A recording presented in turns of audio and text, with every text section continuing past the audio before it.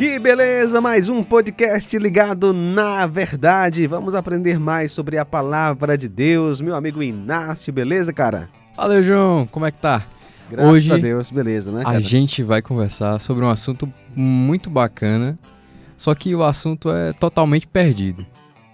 Mesmo? Pegou? Vamos falar hoje sobre depravação total do ser humano. Ih, rapaz, esse negócio aí... Corrida de calvinista, Depravação total do ser humano, rapaz. Pastor Álvaro, prazer recebê-lo mais uma vez aqui no nosso podcast, né? E para quem está conosco pela primeira vez, se apresente, fica à vontade.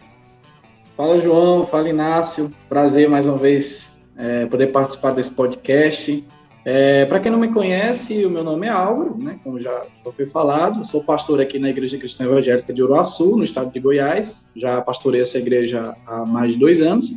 E a minha esposa é a educadora Lilian Ximenes. E eu quero dizer que é um prazer, para mim, uma alegria muito grande. Obrigado desde já pelo convite. E vamos lá, né? Com certeza. Conversar sobre esse assunto aí que traz polêmica. Um assunto certeza. Que não passa desapercebido, mas causa polêmica, né? Quando você trata a respeito dele. Então, meu amigo pastor Álvaro, o que a Bíblia fala sobre total depravação do homem? Quando a gente fala sobre total depravação, né, a gente está falando do primeiro dos 5 famosos pontos do calvinismo, a famosa chamada tulipa, né, como ela é popularmente conhecida no meio teológico. Esses 5 pontos, ele começa, o primeiro é a total depravação, e aí nós temos aí um total de 5 pontos, que é uma eleição incondicional, limitada expiação, irresistível graça e perseverança dos santos. Quando eu falo de total depravação, João Inácio, o que eu estou querendo dizer? O que essa doutrina, na verdade não eu, mas o que a doutrina está querendo ensinar? Ela está querendo ensinar que todo o homem por completo, ele, a partir de Gênesis 3, quando o homem peca, quando Adão e Eva eles pecam, o pecado, após ele entrar no mundo, ele atinge todo o ser da pessoa, tornando o homem, né, completamente afetado por causa do pecado em todas as áreas da sua vida, corpo, alma, mente e vontade. De modo que quando eu estou falando em depravação total, não estou falando que o homem é tão mal quanto ele possa ser o tempo todo, que ele está sempre aí fazendo coisas de gente maldosa, né, fazendo tudo que é errado. Hitler, por exemplo. Teve um cara aí que foi, né, ultimamente foi falar de Hitler e se deu mal na internet. Já sabem quem é. Mas Hitler, eu posso dizer que Hitler, mesmo tendo sido um cara extremamente perverso e mau e matou milhões e milhões de pessoas, eu posso dizer que Hitler, ele não teve um momento de bondade na sua vida, com a sua mãe, por exemplo. Eu posso afirmar isso de forma quase que certa. Ele amou a mãe dele. Inclusive, ele teve um amigo judeu na infância, sabia? Pois é, então eu não posso dizer que Hitler, ele era um cara totalmente mau o tempo todo. Ele era um cara mau, ele era um cara depravado, né? Mas ele não era totalmente mau, ele tinha a capacidade de amar em certos momentos da sua vida. Então, quando eu falo que a total depravação ela afetou o ser humano de uma forma completa, eu estou falando que nós somos regidos por uma natureza pecaminosa dentro de nós que sempre está nos levando e nos puxando para o lado contrário da lei de Deus e da vontade de Deus. Ou seja, não há nada que o pecado em nós não tenha atingido. Então, nós estamos, por completo, sendo guiados por essa natureza pecaminosa dentro de nós. Olha o que a Bíblia fala. Ela nos ensina claramente no Salmo 55, versículo 1, onde o salmista Davi vai dizer: eis que em pecado fui concebido, né? Em iniquidade fui formado, e em pecado me concebeu a minha mãe. Se a gente for lá para o Novo Testamento, o apóstolo Paulo, na sua carta aos Romanos, no capítulo 3, versículo 19, versículo 9 a 18, ele vai dizer, o apóstolo Paulo vai nos ensinar que não existe nenhum homem bom, nenhum homem justo, não há nenhum sequer. Ele fala que todos os homens estão sob ou debaixo do pecado. E o que isso significa para nós? Que todos nós somos controlados por uma natureza de pecado o tempo inteiro, dentro do nosso interior, dentro de nós. A prova disso, cara, pode observar que vamos lá, toda criança, eu já sou pai de um garoto de de mais de 7 meses, a gente vê que toda criança começa a ter uma tendência para aquilo que é errado, começa a se zangar, quando a gente não dá uma coisa. Nunca, ninguém espera que uma criança vá sempre se comportar direitinho, a gente já sabe que ela vai ter uma tendência para aquilo que é errado. Ele não precisa ensinar a criança o mal, ela já nasce sabendo cara, fazer o mal. Né? Fazendo birra. E vai liberando de acordo com a idade, né? O potencial, por aí vai.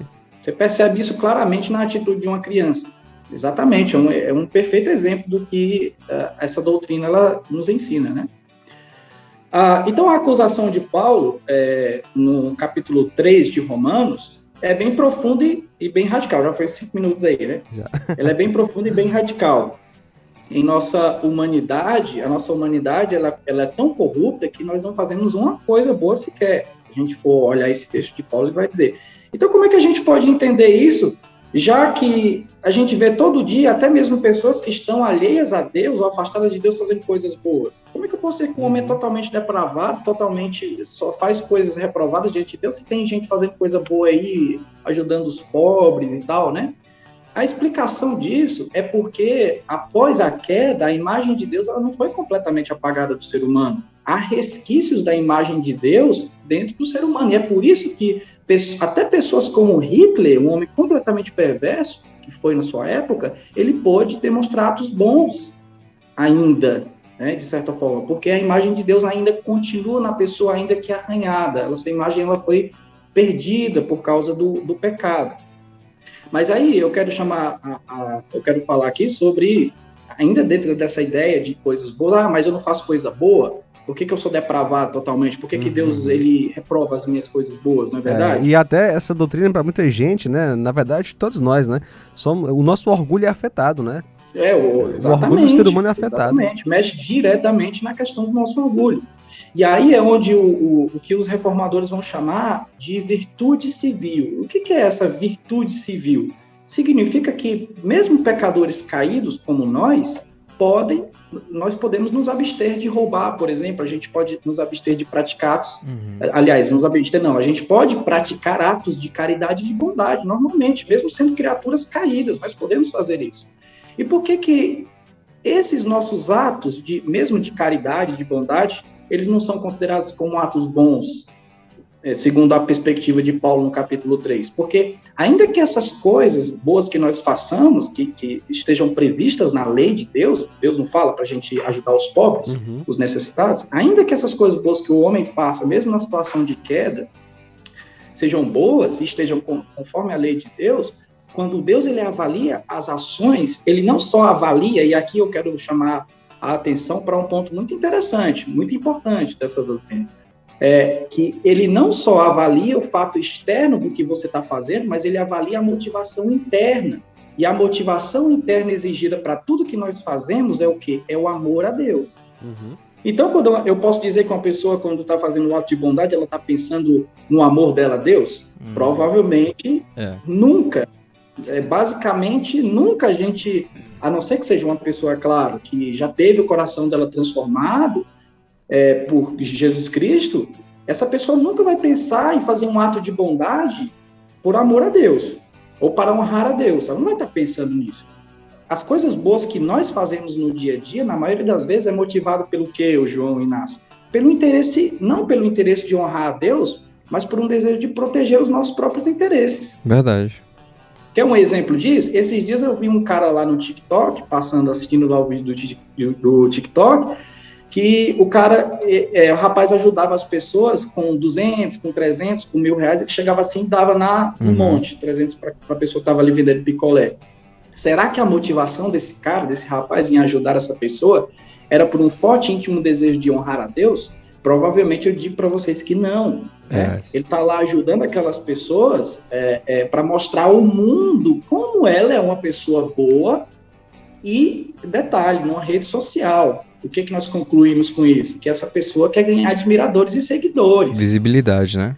Visibilidade. Então, é a motivação que importa. É por isso que os nossos atos são reprovados, e isso mostra claramente, diante de Deus, o quê? Que a nossa natureza foi corrompida pelo pecado. Porque outrora, quando nós fomos criados, Adão, o perfeito Adão, lá no Éden, né? Já caminhando para o final.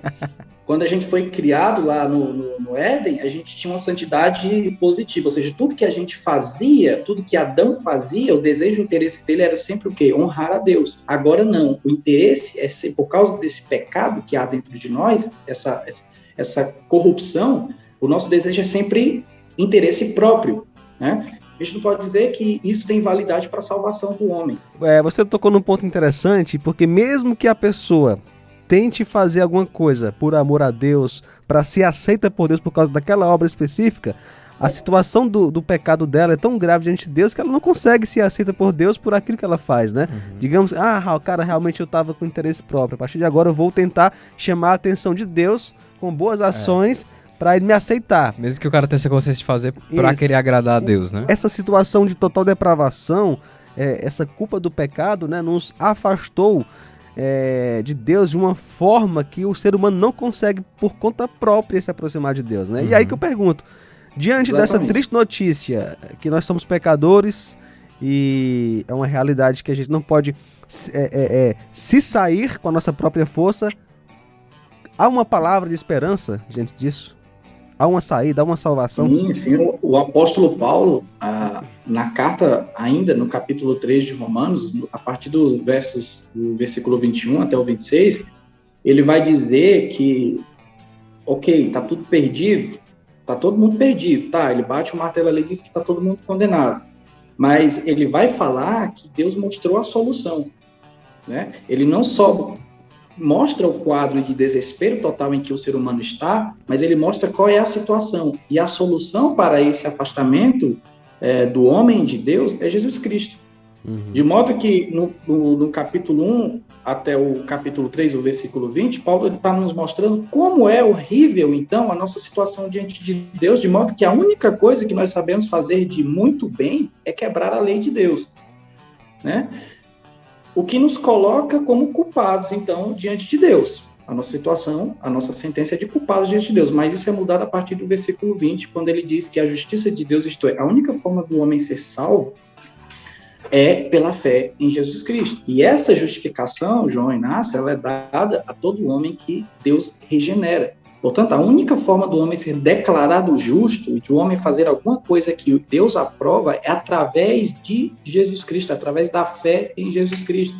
E essa salvação, então, a Bíblia vai deixar como disponível a todo aquele que crê e entrega a sua vida a Jesus Cristo. Então, a única esperança para o homem caído na situação de depravação total é a justificação pela fé em Cristo, somente. É isso que pode salvar o homem da justa ira de Deus. É interessante, né, que essa questão da justificação, que inclusive pode ser um tema para um próximo podcast, né, no futuro, Deus, ele tá irado contra o pecador, mas quando Cristo morre por esse pecador, né, e obviamente esse pecador crê em Jesus como Salvador, Deus agora olha para esse pecador com a justiça de Cristo, né? Ele foi justificado com a perfeita justiça de Cristo. Cara, isso é maravilhoso. O ser humano pode estar na pior situação em relação a pecado, na pior situação. E todos nós estamos, né, nessa terrível situação. Mas Jesus é capaz de nos perdoar e através dele sermos aceitos por Deus. Onde abundou o pecado, né, superabundou a graça. É algo maravilhoso. Eu queria conversar muito mais sobre este tema, mas o tempo foi embora. O tempo foi embora. Passa voando, né?